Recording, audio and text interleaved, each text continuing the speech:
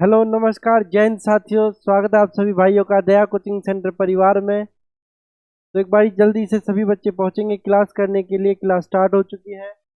तो मेरे भाई एक बारी वीडियो को ज़्यादा से ज़्यादा शेयर कर देंगे अपने सभी ग्रुप में। एक बारी फटाफट से शेयर कर दीजिए सभी बच्चे वीडियो को। जो भाई चैनल पर नए हैं चैनल को लाइक करेंगे, वीडियो को लाइक करेंगे, चैनल को सब्सक्राइब करेंगे और शेयर करते रहेंगे अपने सभी दोस्तों के साथ में जो भाई आर्मी की तैयारी कर रहा है। तो मेरे बच्चों, अगर आप इन क्वेश्चनों का टेस्ट लगाना चाहते हैं, ऑनलाइन टेस्ट, तो आप हमारी ऐप दया कोचिंग सेंटर को प्ले स्टोर से जाकर के डाउनलोड कर सकते हैं, जहां पर आप इन क्वेश्चनों का बिल्कुल फ्री ऑफ कॉस्ट टेस्ट लगा सकते हैं। यह श्रृंखला जो है बिल्कुल 10,000 क्वेश्चन प्रश्नों की army, GD, Agniveer, tradesman, technical, clerk, NA सभी के लिए बहुत इंपॉर्टेंट है। तो एक बार जल्दी से शेयर कर देंगे वीडियो को और पहुंच जाएंगे सभी बच्चे क्लास करने के लिए।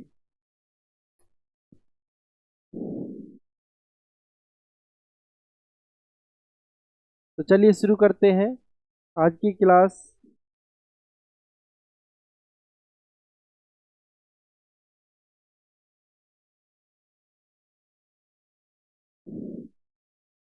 देखिए, पहला क्वेश्चन आपके सामने है आज की क्लास का।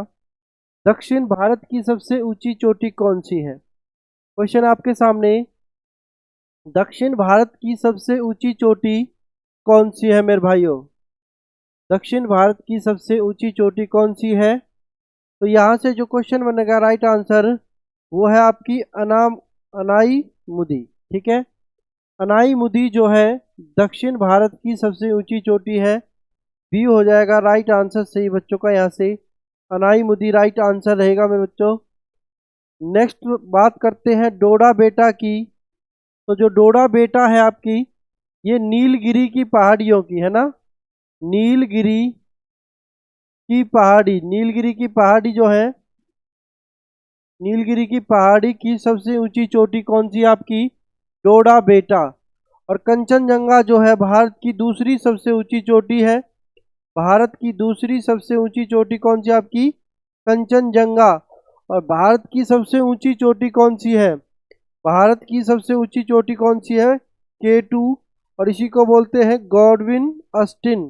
ठीक है, गॉडविन अस्टिन के बाद में कौन सी आती है आपकी? कंचनजंगा। ठीक है, कई बारी K2 ना दे करके क्वेश्चन ऐसे बोल देगा, इनमें से कौन सी भारत की सबसे ऊंची चोटी है। ठीक है, इस तरीके से। तो गॉडविन अस्टिन भारत की सबसे ऊंची चोटी है। उसके बाद आती है आपकी कंचनजंगा। दूसरा क्वेश्चन, दक्षिण भारत की सबसे ऊंची चोटी कौन सी है? तो अनाईमुदी हो जाएगा राइट आंसर यहाँ से।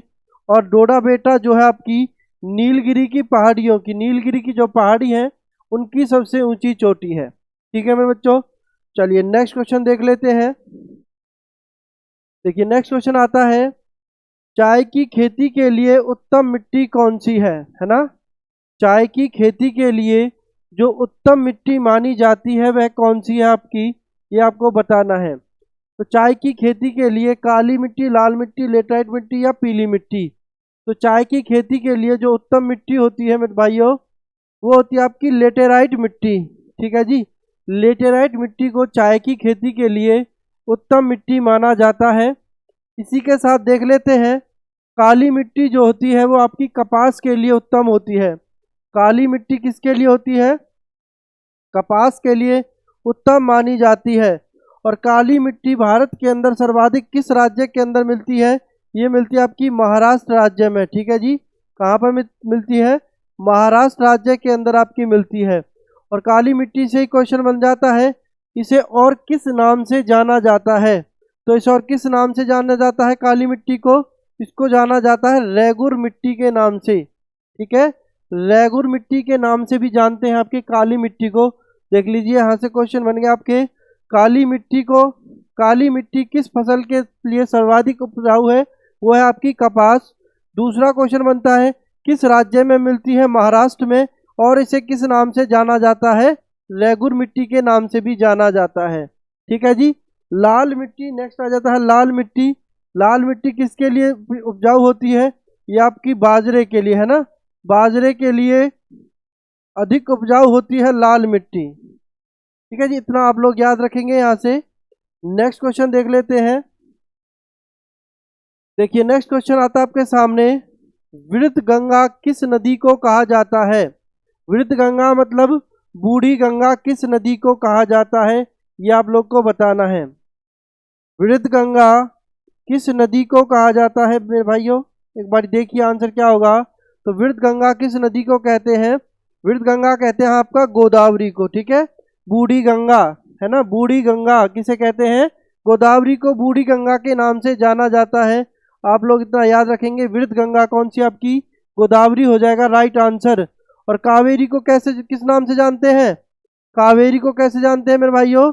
दक्षिण की गंगा। कावेरी को कैसे जानते हैं? दक्षिण की गंगा। क्वेश्चन आता है, दक्षिण की गंगा के नाम से किसे जाना जाता है? दक्षिण की गंगा के नाम से किस नदी को जाना जाता है? तो वो है आपकी कौन सी? कावेरी हो जाएगी। उसके बाद जो नर्मदा नदी है, ये आपकी किस दिशा में बहती है? नर्मदा नदी आपकी पश्चिम दिशा में बहती है मेरे भाइयों। नर्मदा नदी जो आपकी किस दिशा में बहती है? पश्चिम दिशा की ओर बहती है। दो नदियां हैं आपकी कौन कौन सी? नर्मदा और ताप्ती। नर्मदा और ताप्ती नदियां जो है आपकी पश्चिम दिशा की ओर बहती हैं, ठीक है। और ये जो दो नदियां हैं नर्मदा और ताप्ती, ये आपका क्या है? डेल्टा नहीं बनाती हैं। नर्मदा और ताप्ती जो दो नदियां हैं, नर्मदा और ताप्ती दो नदियां हैं आपकी जो क्या है? डेल्टा नहीं बनाती हैं मेरे भाइयों, ठीक है। डेल्टा नहीं बनाती हैं दोनों नदियां। ये भी क्वेश्चन आपसे पूछा जा चुका है पेपर में, याद रखेंगे इतना सभी बच्चे। चलिए नेक्स्ट क्वेश्चन देख लेते हैं अभी। देखिए नेक्स्ट क्वेश्चन है, करेंगे दक्षिण की गंगा किस नदी को कहा जाता है? बिल्कुल अभी मैंने आपको बताया था सभी को, ठीक है। तो दक्षिण की गंगा किस नदी को कहते हैं? फटाफट से कमेंट करके बता दीजिए आंसर जल्दी से सभी बच्चे।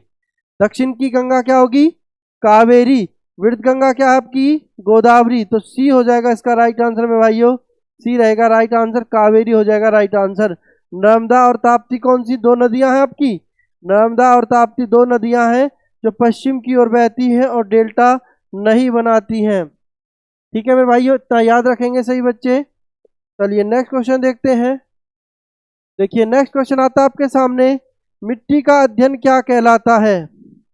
मिट्टी का अध्ययन क्या कहलाता है? बताएंगे जल्दी से आंसर से बच्चे। मिट्टी का अध्ययन क्या कहलाता है? अभी देखो पेट्रोलॉजी किसका अध्ययन होता है? जल्दी से बताइए। पेट्रोलॉजी किसका अध्ययन होता है? पहाड़ों का अध्ययन, ठीक है जी। पहाड़ों का अध्ययन, पहाड़ों का अध्ययन क्या कहलाता है आपका? पेट्रोलॉजी कहलाता है। लिम्नोलॉजी झीलों का अध्ययन कहलाता है। किसका अध्ययन में भाइयों? झीलों का अध्ययन। झीलों का अध्ययन लिम्नोलॉजी।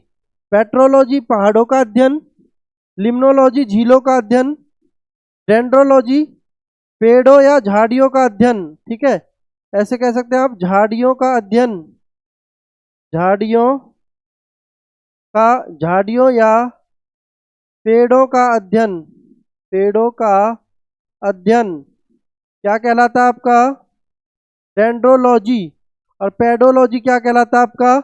मिट्टी का अध्ययन, ठीक है। जिस जो हमारा क्वेश्चन है इसका आंसर क्या बनेगा?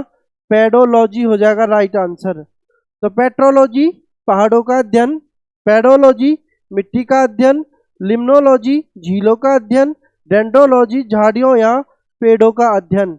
इतना आप लोग याद रखेंगे मेरे भाइयों यहाँ से। चलिए नेक्स्ट क्वेश्चन देख लेते हैं अभी। देखिए नेक्स्ट क्वेश्चन है, भारत का एकमात्र सक्रिय ज्वालामुखी किस द्वीप पर स्थित है? भारत का एकमात्र सक्रिय ज्वालामुखी जो है आपका, वह किस द्वीप पर है? तो किस द्वीप पर है भारत का एकमात्र सक्रिय ज्वालामुखी है ना, जो भारत का एकमात्र सक्रिय ज्वालामुखी है, चालू है, जिसमें से ठीक है कभी कभी आग निकलती रहती है, तो वह कौन से द्वीप पर है आपका? तो ये है आपका किस द्वीप पर? ये है आपका बैरन द्वीप पर। भारत का एकमात्र सक्रिय ज्वालामुखी कहाँ कौन से द्वीप पर है मेरे भाइयों? बैरन द्वीप पर है, इतना आप लोग याद रखेंगे। नेक्स्ट क्वेश्चन देखेंगे। देखिए नेक्स्ट क्वेश्चन है, सोमपेंस जनजाति कहाँ के निवासी हैं? सोमपेंस जनजाति जो है आपकी, वह कहाँ के निवासी हैं? तो सोमपेंस जनजाति जो है कहाँ के निवासी हैं? ये है आपके निकोबार द्वीप पर, ठीक है जी। निकोबार द्वीप पर आपकी सोम्पेन जनजाति निवास करती है। बी रहेगा राइट आंसर। सभी बच्चे याद रखना इतना यहाँ से, ठीक है। सोम्पेन जनजाति कहाँ के निवासी हैं? निकोबार द्वीप के। जनजातियों से एक क्वेश्चन जरूर आता है पेपर में, आपको सारी जनजातियां पता होनी चाहिए, कौन सी जनजाति कहाँ पर निवास करती है। नेक्स्ट क्वेश्चन देखते हैं, न्यू मुर द्वीप कहाँ पर स्थित है? जो आपका न्यू मुर द्वीप है वह कहाँ पर स्थित है? अरब सागर, हिंद महासागर, प्रशांत महासागर, बंगाल की खाड़ी। तो देखिए यहाँ से क्वेश्चन क्या बन जाता है? प्रशांत महासागर। विश्व का सबसे बड़ा महासागर है प्रशांत महासागर। विश्व का सबसे बड़ा महासागर, विश्व का सबसे बड़ा महासागर कौन सा है? प्रशांत महासागर, ठीक है।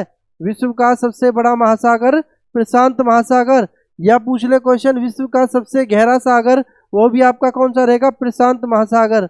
अब क्वेश्चन है न्यू मुर द्वीप कहाँ पर स्थित है? तो न्यू मुर द्वीप आपका कहाँ पर है मेरे भाइयों? वो है आपका बंगाल की खाड़ी में, ठीक है। बंगाल की खाड़ी के अंदर है आपका न्यू मुर द्वीप। डी रहेगा राइट आंसर सही बच्चों का। नेक्स्ट क्वेश्चन देख लेते हैं। देखिए नेक्स्ट क्वेश्चन है आपका, भारत का कौन सा द्वीप प्रवाल भित्ति से निर्मित है? ठीक है, भारत का कौन सा द्वीप है जो प्रवाल भित्ति से निर्मित द्वीप है? तो प्रवाल भित्ति से निर्मित द्वीप कौन सा है आपका? बताएंगे सही बच्चे आंसर। भारत का कौन सा द्वीप प्रवाल भित्ति से निर्मित द्वीप है? जल्दी से करेंगे सही बच्चे आंसर। बहुत बढ़िया तैयारी है मेरे भाइयों। अगर आप इन क्वेश्चनों का ऑनलाइन टेस्ट लगाना चाहते हैं, इसी तरीके से अपनी मेहनत को आगे जारी रखना चाहते हैं, जो आपका सपना है, घर वालों का सपना है फौजी बनना, अग्निवीर बनना, तो आप अपने सपने को साकार कर सकते हैं। हमारे साथ चैनल के साथ जुड़ करके आपके लिए सारे सब्जेक्ट की ऑनलाइन क्लासेस चला रखी हैं बिल्कुल फ्री ऑफ कॉस्ट यूट्यूब पर, और आप हमारी ऐप डाउनलोड कर सकते हैं इन क्वेश्चनों का ऑनलाइन टेस्ट लगाने के लिए। देखिए ऑनलाइन टेस्ट है तो ऑनलाइन टेस्ट लगाना बहुत ज़रूरी है मेरे भाइयों। आपको पता होना चाहिए कि टेस्ट किस तरीके से लगाया जाता है। तो भारत का कौन सा द्वीप प्रवाल भित्ति से निर्मित द्वीप है? तो यह है आपका लक्षद्वीप मेरे भाइयों। कौन सा द्वीप है? लक्षद्वीप हो जाएगा राइट आंसर, ठीक है जी। लक्षद्वीप जो है आपका प्रवाल भित्ति से निर्मित द्वीप है, ए रहेगा राइट आंसर। नेक्स्ट क्वेश्चन देख लेते हैं। देखिए नेक्स्ट क्वेश्चन आपके सामने है, भारत का रूर किस पठार को कहा जाता है? भारत का रूर किस पठार को कहा जाता है? तो भारत का रूर किस पठार को कहते हैं? ये कहते हैं आपका छोटा नागपुर पठार को, ठीक है। छोटा नागपुर पठार को क्या कहा जाता है? भारत का रूर कहा जाता है। क्वेश्चन बन जाता है भारत का रूर किस पठार को कहा जाता है? तो छोटा नागपुर पठार हो जाएगा राइट आंसर सही भाइयों का। याद रखेंगे इतना, भारत का रूर छोटा नागपुर पठार। फिर वीरो करेंगे नेक्स्ट क्वेश्चन। देखिए नेक्स्ट क्वेश्चन है, जहां पर आज हिमालय पर्वत है वहां पहले कौन सा सागर था? है ना, जो हिमालय पर्वत का निर्माण हुआ है वो दो प्लेटों के टकराने से हुआ है, तो वहां पर पहले कोई सागर होता था, तो वह उस सागर का नाम पूछ रहा है आपसे। जहां पर आज हिमालय पर्वत का निर्माण हो गया है ना, हिमालय पर्वत से याद आता है विश्व की सबसे ऊंची चोटी कौन सी है? ठीक है, विश्व की सबसे ऊंची चोटी कौन सी है? तो माउंट एवरेस्ट है, जो कहाँ पर है? हिमालय पर्वत के अंदर ही है, ठीक है। तो अब क्वेश्चन है, वहां पर पहले कौन सा सागर था? तो कौन सा सागर था मेरे भाइयों? टेथिस सागर था, ठीक है। टेथिस सागर के अंदर आपके जो है हिमालय पर्वत का निर्माण हुआ है। तो मेरे बच्चे यहाँ से राइट आंसर हो जाएगा आप सभी का डी हो जाएगा राइट आंसर, टेथिस सागर हो जाएगा राइट आंसर। नेक्स्ट क्वेश्चन देखते हैं। देखिए नेक्स्ट क्वेश्चन है, हिमालय किस प्रकार का पर्वत है? हिमालय किस प्रकार का पर्वत है? तो किस प्रकार का पर्वत है हिमालय? बिल्कुल सभी को पता होना चाहिए, वलित पर्वत है ये, ठीक है जी। कैसा पर्वत है? एक वलित पर्वत है, डी रहेगा राइट आंसर सही भाइयों का यहाँ से, ठीक है जी। हिमालय कैसा पर्वत है कि मेरे भाइयों? वलित पर्वत है, ठीक है। चलो नेक्स्ट क्वेश्चन देख लेते हैं। देखिए नेक्स्ट क्वेश्चन आपके सामने, कौन सी नदी डेल्टा नहीं बनाती है? थोड़ी देर पहले बताया था मैंने अभी आपको, पश्चिम की ओर बहने वाली दो नदियां कौन कौन सी हैं? पश्चिम की ओर बहने वाली दो नदियां हैं आपकी ताप्ती और नर्मदा, ठीक है। और दक्षिण गंगा, दक्षिण की गंगा किसे कहते हैं? कावेरी को कहा जाता है दक्षिण की गंगा। कावेरी नदी को क्या कहते हैं? दक्षिण की गंगा। ताप्ती और नर्मदा नदी जो है दोनों आपकी कौन सी हैं? डेल्टा नहीं बनाने वाली नदियां हैं। तो यहाँ से डी आपका राइट आंसर बनेगा, दोनों ए एवं बी। ठीक है, कौन सी नदी डेल्टा नहीं बनाती है, तो ये आपकी ताप्ती और नर्मदा नदी राइट आंसर हो जाएगा यहाँ से। ठीक है मेरे भाइयों, चलिए नेक्स्ट क्वेश्चन देख लेते हैं। देखिए नेक्स्ट क्वेश्चन आपके सामने, धुआंधार जलप्रपात किस नदी में गिरता है? जो आपका धुआंधार जलप्रपात है वह किस नदी में गिरता है, ये आपको बताना है। धुआंधार जलप्रपात किस नदी में गिरता है, तो किस नदी में गिरता है मेरे भाइयों? धुआंधार जलप्रपात आपका ये गिरता है नर्मदा नदी के अंदर। धुआंधार जलप्रपात किस नदी में गिरता है? नर्मदा नदी में गिरता है। ताप्ती और नर्मदा दोनों नदियां क्या हैं आपकी, डेल्टा नहीं बनाती हैं।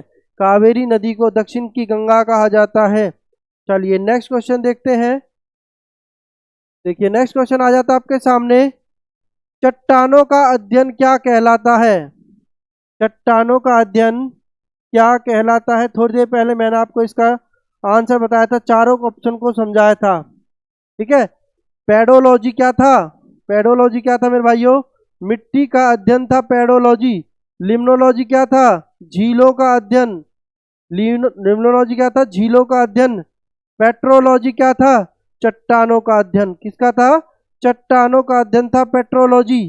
पोमोलॉजी क्या होता है? फलों का अध्ययन। पोमोलॉजी क्या होता है मेरे भाइयों? फलों का अध्ययन होता है पोमोलॉजी। चट्टानों का अध्ययन क्या हो जाएगा यहाँ से राइट आंसर? पेट्रोलॉजी हो जाएगा राइट आंसर।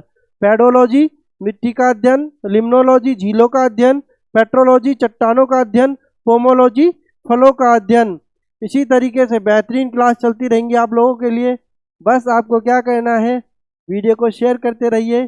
जो भाई चैनल पर नए हैं चैनल को सब्सक्राइब करेंगे और साथ में बेल आइकन भी प्रेस करेंगे। नेक्स्ट क्वेश्चन देखते हैं। देखिए नेक्स्ट क्वेश्चन है, झीलों का अध्ययन क्या कहलाता है? क्या कहलाता है मेरे भाई झीलों का अध्ययन? अभी थोड़ी देर पहले मैंने आपको बताया है, झीलों का अध्ययन क्या कहलाता है? बिल्कुल लिम्नोलॉजी कहलाता है। आ गया ना क्वेश्चन, झीलों का अध्ययन क्या कहलाता है? लिम्नोलॉजी कहलाता है। आप लोग याद रखेंगे। ठीक है जी, चलिए नेक्स्ट क्वेश्चन देखते हैं। देखिए नेक्स्ट क्वेश्चन आपके सामने, पुरानी जलोढ़ मिट्टी को क्या कहा जाता है? जो पुरानी जलोढ़ मिट्टी है आपकी, ठीक है, उसे क्या कहा जाता है? तो मेरे भाइयों पुरानी जलोढ़ मिट्टी को बांगर कहते हैं। क्या कहते हैं? बांगर। जो पुरानी जलोढ़ मिट्टी है उसको क्या कहते हैं? बांगर। और जो नवीन जलोढ़ मिट्टी होती है उसे क्या कहते हैं? खादर कहते हैं। बांगर कहते हैं पुरानी जलोढ़ मिट्टी को और खादर कहते हैं नवीन जलोढ़ मिट्टी। खादर किसको कहेंगे? नवीन जलोढ़ मिट्टी। कौन सी होगी मेरे भाइयों? नवीन जलोढ़ मिट्टी। ठीक है, नवीन जलोढ़ मिट्टी को खादर कहेंगे और बांगर कहेंगे पुरानी जलोढ़ मिट्टी को। आप लोग याद रखेंगे, यहाँ से बी हो जाएगा आपका राइट आंसर। ठीक है जी, इतना आप लोग याद रखना।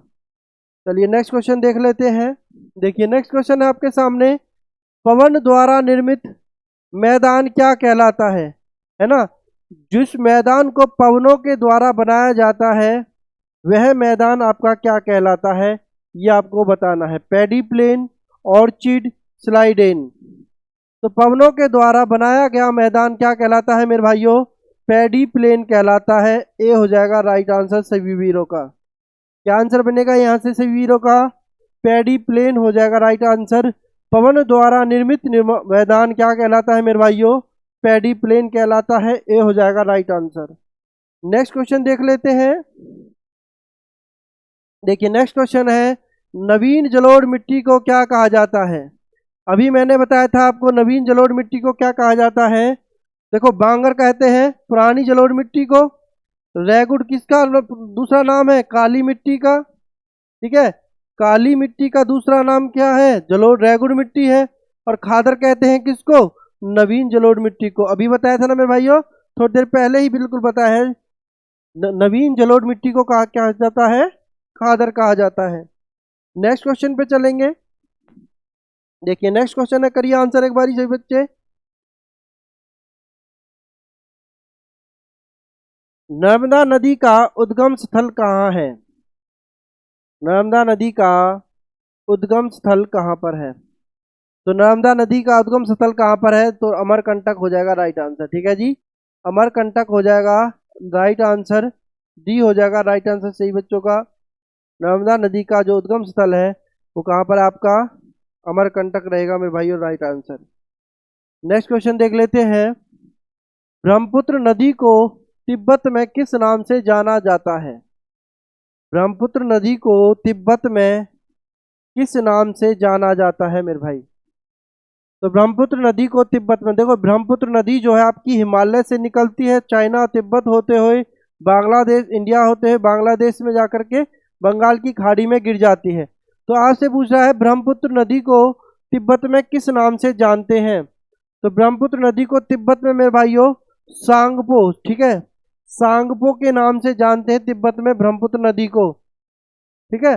और ब्रह्मपुत्र नदी को बांग्लादेश में किस नाम से जानते हैं? जमुना के नाम से, ठीक है। किस नाम से जानते हैं? जमुना के नाम से। अब देखो यहां से जैसे हुगली नदी है, तो हुगली नदी के किनारे कौन सा शहर है आपका? कलकत्ता, ठीक है। कलकत्ता शहर किस नदी के किनारे है? हुगली नदी के किनारे है। इतना आप लोग याद रखेंगे। चलते हैं नेक्स्ट क्वेश्चन की तरफ मेरे भाई। देखिए नेक्स्ट क्वेश्चन क्या है, करेंगे आंसर। लक्षद्वीप में द्वीपों की कुल संख्या कितनी है? लक्षद्वीप के अंदर जो छोटे छोटे द्वीप हैं उसकी कुल संख्या कितनी है? तो कुल संख्या कितनी है मेरे भाइयों लक्षद्वीप के अंदर द्वीपों की? तो ये हो जाएगा राइट आंसर आपका यहाँ से 36। लक्षद्वीप के अंदर जो द्वीपों की कुल संख्या है वो कितनी आपकी? 36 है मेरे भाइयों, ठीक है जी। चलिए नेक्स्ट क्वेश्चन देख लेते हैं अभी। देखिए नेक्स्ट क्वेश्चन है, नीलगिरी पर्वतमाला की सबसे ऊंची चोटी कौन सी है? जल्दी से बताइए एक बारी फटाफट से कमेंट करके सही बच्चे। नीलगिरी पर्वतमाला की सबसे ऊंची चोटी कौन सी है? थोड़ी देर पहले मैंने आपको बताया था। नीलगिरी पर्वतमाला की सबसे ऊंची चोटी कौन सी है? दक्षिण भारत की सबसे ऊंची चोटी कौन सी थी? अनामुदाई, ठीक है। अनाईमुदी जो थी दक्षिण भारत की सबसे ऊंची चोटी थी। भारत की सबसे ऊंची चोटी कौन सी है? K2 गॉडविनस्टीन है। अब पूछ रहा है नीलगिरी पर्वतमाला की सबसे ऊंची चोटी बताई थी ना, कौन सी थी मेरे भाइयों? दोदा बेटा, ठीक है। दोदा बेटा जो है नीलगिरी पर्वतमाला की सबसे ऊंची चोटी है। अब बात करें नीलगिरी जो पर्वतमाला है ना, नीलगिरी जो पर्वतमाला है यह किस राज्य में है आपकी? तो यह किस राज्य में आती है आपकी? यह आती है मेरे भाइयों आपकी तमिलनाडु में, ठीक है। तमिलनाडु में नीलगिरी पर्वतमाला कहाँ पर आती है आपकी? तमिलनाडु के अंदर आती है, ठीक है। इतना याद रखेंगे सही भाई। अब क्वेश्चन बन जाता है यहां से, नीलगिरी पर्वतमाला के अंदर, है ना, नीलगिरी पर्वतमाला के अंदर कौन सी जनजाति निवास करती है? ठीक है, नीलगिरी पर्वतमाला के अंदर कौन सी जनजाति निवास करती है? तो जल्दी से कमेंट करके बताएंगे सही बच्चे, जल्दी से कमेंट करके बताएंगे सही बच्चे। तब तक हम नेक्स्ट क्वेश्चन देखते हैं। गारो, खासी एवं जैंतिया जनजातियां भारत के किस राज्य में रहते हैं? गारो, खासी एवं जैंतिया जनजातियां भारत के किस राज्य में रहते हैं? जल्दी से बताइए एक बारी सही बच्चे, आंसर इसका क्या बनेगा? सभी बच्चों का आंसर आना चाहिए, फटाफट से आंसर करेंगे सही बच्चे।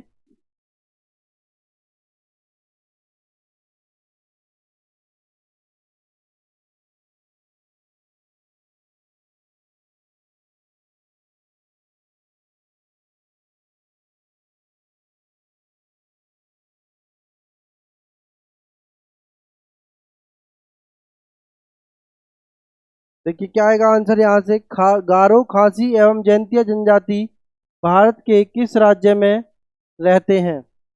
तो किस राज्य के अंदर रहती है गारो, खासी एवं जैंतिया जनजातियां? तो ये रहती है आपकी मेघालय के अंदर मेरे भाइयों, ठीक है। मेघालय के अंदर जो है आपकी गारो, खासी एवं जैंतिया जनजातियां भारत के किस राज्य में रहती है? तो मेघालय हो जाएगा राइट आंसर, ठीक है जी, मेघालय हो जाएगा राइट आंसर। तो नीलगिरी की पहाड़ियों में कौन सी जनजातियां रहती है मेरे भाइयों? जल्दी से बताइए। टोडा जनजाति, बिल्कुल, बहुत बढ़िया एकदम, बिल्कुल मेरे भाई। टोडा जनजाति जो है नीलगिरी की पहाड़ियों में निवास करती है, आप लोग याद रखेंगे, ठीक है जी। चलिए और देखिए यहाँ से क्या होगा, सिक्किम के अंदर कौन सी जनजाति रहती है, लेपचा। ठीक है, सिक्किम के अंदर कौन सी जनजाति रहती है आपकी, लेपचा जनजाति सिक्किम के अंदर निवास करती है। ठीक है, आप लोग याद रखेंगे। चलिए नेक्स्ट क्वेश्चन देखते हैं। देखिए नेक्स्ट क्वेश्चन है, कपास की खेती के लिए उपयुक्त मिट्टी कौन सी है। कपास की खेती के लिए उपयुक्त मिट्टी कौन सी है मेरे भाइयों। लेटेराइट मिट्टी किसके लिए थी, चाय के लिए। चाय के लिए, चाय के लिए जो है लेटेराइट मिट्टी उपयुक्त होती है, और काली मिट्टी जो है आपकी कपास के लिए उपयुक्त होती है मेरे भाइयों। ठीक है, कपास के लिए कौन सी मिट्टी रहेगी आपकी, काली मिट्टी हो जाएगा राइट आंसर। कपास की खेती के लिए उपयुक्त मिट्टी कौन सी है, काली मिट्टी हो जाएगा राइट आंसर। और यह किस राज्य में मिलती है आपकी सबसे अधिक, महाराष्ट्र राज्य में मिलती है। चलिए नेक्स्ट क्वेश्चन देख लेते हैं। देखिए नेक्स्ट क्वेश्चन आपके सामने, भागीरथी एवं अलकनंदा नदी किस स्थान पर आकर मिलती हैं। तो भागीरथी एवं जो अलकनंदा नदी है आपकी, वह किस स्थान पर आकर के मिलती हैं, देवप्रयाग, देहरादून, हरिद्वार, गंगोत्री। तो भागीरथी और अलकनंदा नदी का जो संगम है वह कहाँ पर आकर के मिलता है, वो मिलता है आपका देवप्रयाग में। ठीक है जी, कहाँ पर मिलता है, देवप्रयाग के अंदर मिलता है आपका भागीरथी और अलकनंदा नदी का जो संगम है वो कहाँ पर आपका देवप्रयाग में है मेरे भाइयों, याद रखेंगे सही बच्चे। चलिए नेक्स्ट क्वेश्चन देख लेते हैं। देखिए नेक्स्ट क्वेश्चन है आपके सामने, नीलगिरी की पहाड़ी कहाँ पर स्थित है। अभी थोड़ी देर पहले मैंने आपको बताया था, तो उसी से रिलेटेड क्वेश्चन आ रहे बिल्कुल, है ना। तो नीलगिरी की पहाड़ी कहाँ पर स्थित है आपकी, बिल्कुल मेरे भाइयों तमिलनाडु में। ठीक है, तमिलनाडु में। अब नीलगिरी की पहाड़ियों में कौन सी जनजाति निवास करती है, नीलगिरी की पहाड़ियों में टोडा जनजाति निवास करती है। जीडी के पेपर में पूछा गया था एक बारी क्वेश्चन, नीलगिरी की पहाड़ियों पर कौन सी जनजाति निवास करती है, तो टोडा जनजाति राइट आंसर हो जाएगा। नेक्स्ट क्वेश्चन देख लेते हैं। देखिए नेक्स्ट क्वेश्चन है आपके सामने, एमरोल्ड आइलैंड, है ना, एमरोल्ड आइलैंड के नाम से किस द्वीप को जाना जाता है। एमरोल्ड आइलैंड के नाम से किस द्वीप को जाना जाता है, जल्दी से बताएंगे आंसर सही बच्चे। एमरोल्ड आइलैंड के नाम से किस द्वीप को जानते हैं हम, अंडमान निकोबार द्वीप को मेरे भाइयों एमरोल्ड आइलैंड के नाम से भी जाना जाता है। राइट आंसर हो जाएगा सही बच्चों का, अंडमान एवं निकोबार द्वीप को। ठीक है, एमरोल्ड आइलैंड के नाम से जानते हैं। नेक्स्ट क्वेश्चन देखते हैं। देखिए नेक्स्ट क्वेश्चन है, जाड़े के मौसम में जो तमिलनाडु राज्य में वर्षा होती है वह किस मानसून के कारण होती है। जैसे सर्दी चली हुई होती है जिस टाइम पे, दिसंबर जनवरी के महीने के अंदर तमिलनाडु राज्य में बारिश होती है, वह किस कारण से होती है, कौन से मानसून के कारण होती है वह। तो तमिलनाडु के अंदर जो बारिश होती है ना, वह होती है लौटते हुए मानसून के कारण। जो लौटता हुआ मानसून है वह सर्दियों में क्या काम करता है, तमिलनाडु राज्य में बारिश करता हुआ जाता है। लौटता हुआ मानसून क्या करता है, तमिलनाडु में जाड़े के मौसम में बारिश करता है। अब जो हमारा उत्तर भारत है, तो उत्तर भारत में किस कारण होती है बारिश मेरे भाई। उत्तर भारत में जो सर्दियों में बारिश होती है वह किस कारण से होती है, पश्चिमी विक्षोभ के कारण। किस कारण, पश्चिमी विक्षोभ के कारण जो है हमारे यहाँ उत्तर भारत में सर्दियों में बारिश होती है। इतना आप लोग याद रखेंगे। और दूसरा, भारत के अंदर सर्वाधिक बारिश किस मानसून के कारण होती है। भारत के अंदर जो सर्वाधिक बारिश होती है वह किस मानसून के द्वारा होती है, तो वो होती है आपकी दक्षिणी पश्चिमी मानसून के कारण। इतना आप लोग याद रखेंगे यहाँ से। बहुत बढ़िया, एकदम वेरी गुड मेरे भाइयों। चलिए नेक्स्ट क्वेश्चन देखते हैं, लक्षद्वीप की राजधानी कहाँ पर है। लक्षद्वीप की राजधानी कहाँ पर है, जल्दी से बताइए। तो लक्षद्वीप की राजधानी क्या है मेरे भाइयों, लक्षद्वीप की राजधानी है कावरत्ती। लक्षद्वीप की राजधानी क्या है, कावरत्ती। पोर्ट ब्लेयर किसकी राजधानी है, पोर्ट ब्लेयर किसकी राजधानी है, जल्दी से बताएंगे।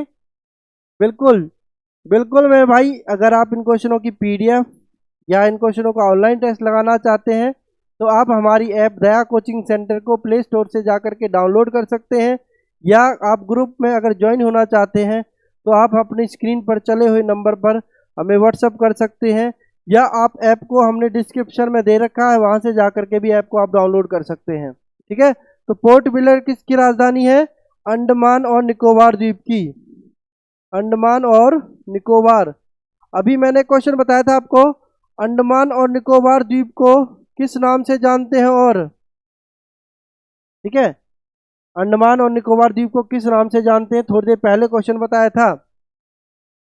ठीक है, नेक्स्ट है कोहिमा। कोहिमा किसकी राजधानी है? कोहिमा किसकी राजधानी है? नागालैंड की, नागालैंड की राजधानी कोहिमा। दमन एवं द्वीप की राजधानी, दमन और द्वीप की राजधानी दमन। ठीक है जी, आपको राज्य और राजधानी जो है याद होनी चाहिए। चलिए नेक्स्ट क्वेश्चन देखते हैं। देखिए नेक्स्ट क्वेश्चन आ जाता है आपके सामने, बिहार का शोक किस नदी को कहा जाता है? बिहार का शोक किस नदी को कहा जाता है? बताइए जल्दी से सही बच्चे आंसर। बिहार का शोक किस नदी को कहा जाता है मेरे भाई? जल्दी से बताएंगे। बिहार का शोक किसको कहते हैं? बिल्कुल कोसी नदी को, बिहार का शोक कोसी नदी को कहा जाता है। सी हो जाएगा राइट आंसर। अभी क्वेश्चन आया था, तिब्बत के अंदर ब्रह्मपुत्र नदी को किस नाम से जानते हैं? तिब्बत के अंदर ब्रह्मपुत्र नदी को किस नाम से जानते हैं मेरे भाइयों? सांगपो नदी के नाम से। ठीक है, सांगपो नदी के नाम से। और इसी से क्वेश्चन पूछ ले, ब्रह्मपुत्र नदी को बांग्लादेश में किस नाम से जानते हैं? जल्दी से कमेंट करके बताइए। चलिए नेक्स्ट क्वेश्चन देख लेते हैं। देखिए नेक्स्ट क्वेश्चन आपके सामने, आदम ब्रिज किन के बीच स्थित है? आदम ब्रिज जो है आपका किन के बीच स्थित है? ऑप्शन है श्रीलंका, केरल, तमिलनाडु, श्रीलंका, श्रीलंका मालदीव, श्रीलंका एवं जावा। जो आदम ब्रिज है वह किसके बीच में स्थित है? तो मेरे भाइयों आदम ब्रिज किसके बीच में है? तमिलनाडु और श्रीलंका के बीच में है आदम ब्रिज। भी हो जाएगा यहाँ से राइट आंसर सभी भाइयों का। ठीक है जी, आदम ब्रिज किसके बीच में है? तमिलनाडु एवं श्रीलंका के बीच में है स्थित आपका आदम ब्रिज। नेक्स्ट क्वेश्चन देख लेते हैं। देखिए नेक्स्ट क्वेश्चन आ जाता है, भारत का एकमात्र सुषुप्त ज्वालामुखी किस द्वीप पर स्थित है? भारत का जो एकमात्र सुषुप्त ज्वालामुखी है वह आपका किस द्वीप पर है? भारत का एकमात्र सुषुप्त ज्वालामुखी किस द्वीप पर है आपका? तो ये आपका नारकोंडम द्वीप पर मेरे भाइयों।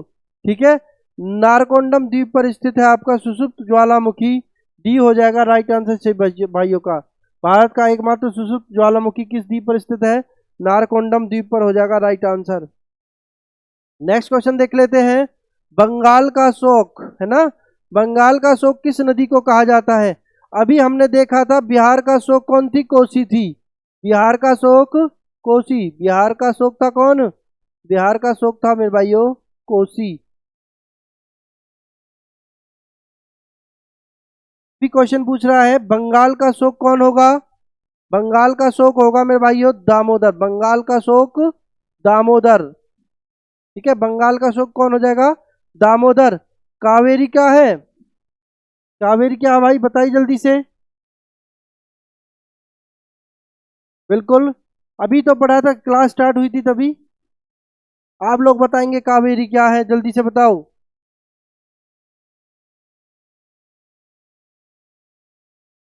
कावेरी क्या थी? दक्षिण की गंगा, बिल्कुल। चलिए नेक्स्ट क्वेश्चन देखते हैं।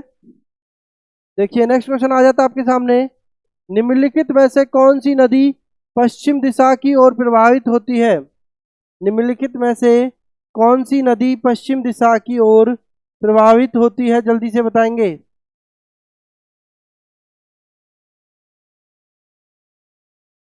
निम्नलिखित में से कौन सी नदी पश्चिम दिशा की ओर प्रवाहित होती है? अभी तो बताए थे थोड़ी देर पहले, दो नदियां थी जो डेल्टा नहीं बनाती हैं। कौन कौन सी थी? नर्मदा और ताप्ती। और वही बताई थी मैंने, ये नदियां किस दिशा की ओर प्रवाहित होती है मेरे भाइयों?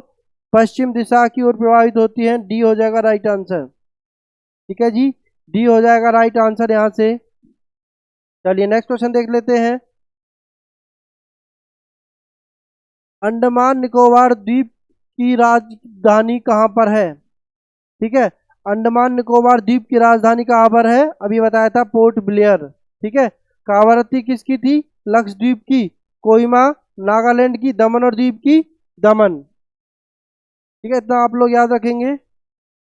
चलिए नेक्स्ट क्वेश्चन आ जाता है, काली मिट्टी को किस नाम से भी जाना जाता है? बिल्कुल अभी थोड़ी देर पहले बताया था मेरे भाइयों, काली मिट्टी को और किस नाम से जानते हैं? रेगुड़ मिट्टी के नाम से। ठीक है, रेगुड़ मिट्टी के नाम से बता चुका हूं थोड़ी देर पहले।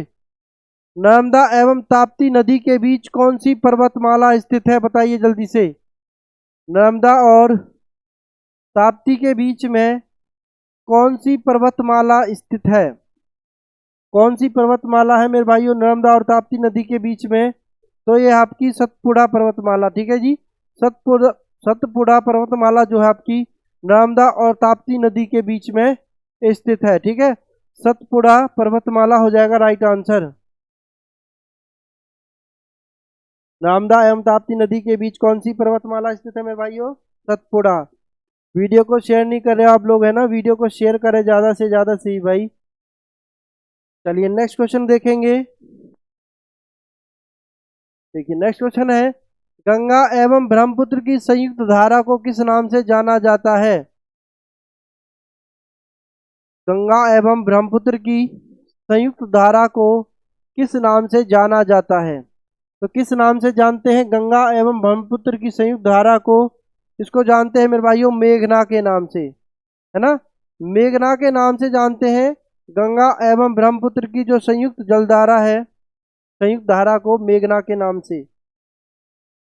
नेक्स्ट क्वेश्चन देखेंगे, दक्षिणी पश्चिमी मानसून सर्वप्रथम भारत के किस राज्य में आकर टकराती है? जो दक्षिणी पश्चिमी मानसून होती है, भारत के अंदर बारिश करती है, वह सबसे पहले किस राज्य से आकर के टकराती है मेरे भाइयों? बिल्कुल बहुत बढ़िया, सभी का आंसर केरल।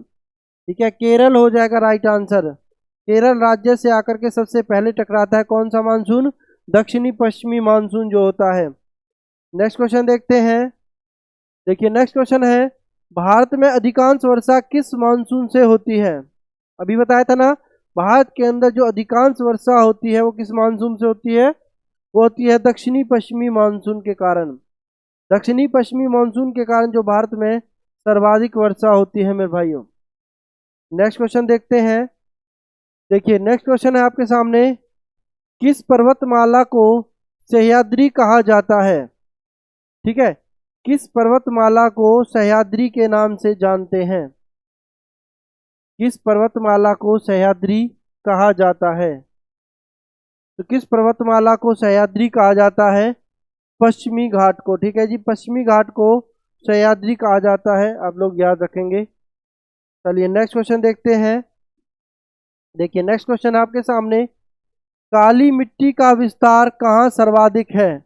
तो कहाँ पर है काली मिट्टी का सर्वाधिक विस्तार? महाराष्ट्र में है मेरे भाइयों। थोड़ी देर पहले आपको बताया था, काली मिट्टी के बारे में पूरा ज्ञान दिया था। चलिए नेक्स्ट क्वेश्चन देखते हैं, डीजल इंजन के रेल का निर्माण कहाँ होता है? डीजल इंजन रेल का निर्माण कहाँ पर होता है? विद्युत रेल इंजन का निर्माण होता है चित्तरंजन में मेरे भाइयों।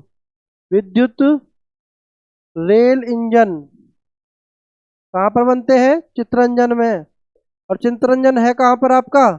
पश्चिम बंगाल के अंदर। कहाँ पर मेरे भाइयों? पश्चिम बंगाल में है चित्तरंजन। ठीक है जी, इतना आप याद रखेंगे। कपूरथला कहाँ पर है आपका? पंजाब में है। अब पूछ रहा आपसे, डीजल इंजन जो डीजल इंजन बनते हैं रेल के, उनका निर्माण कहाँ पर होता है? दो ऑप्शन रह गए आपके सामने, वाराणसी हो जाएगा राइट आंसर। ठीक है, सी हो जाएगा राइट आंसर। तो डीजल इंजन रेल का निर्माण कहाँ पर होता है? वाराणसी में होता है मेरे भाइयों। नेक्स्ट क्वेश्चन देखते हैं एक बारी। देखिए नेक्स्ट क्वेश्चन है, rail coach factory Kapurthala Bharat के किस प्रांत में स्थित है? अभी बताया है रेल कोच फैक्ट्री जहां पर रेल के कोच डिब्बे बनते हैं, वो कहां पर स्थित है आपकी? बिल्कुल मेरे भाइयों पंजाब में। अभी तो बताया कपूरथला में। ठीक है, कपूरथला देखो पंजाब। रेल कोच बनते हैं जिनके अंदर सवारी डिब्बे बैठते हैं ना, वो सभी कहाँ पर बनते हैं? आपके पंजाब में बनते हैं मेरे भाई। तो ये थे आज के आपके 50 क्वेश्चन की जीके की क्लास। बहुत ही दमदार रही है, और इसी तरह की और भी क्लास देखने के लिए मेरे भाई चैनल को सब्सक्राइब करेंगे, वीडियो को लाइक करेंगे, शेयर करेंगे अपने सभी दोस्तों के साथ में, जो भी भाई अग्निवीर फौजी बनना चाहता है। तो आशा करते हैं सभी बच्चे अच्छे होंगे, तंदुरुस्त होंगे। अगली क्लास में मिलते हैं सभी भाइयों से, तब तक के लिए नमस्कार, बाय बाय, टेक केयर। सभी बच्चे अपना ख्याल रखें, माता पिता का ख्याल रखें। मिलते हैं अगली क्लास में। जय हिंद, जय भारत।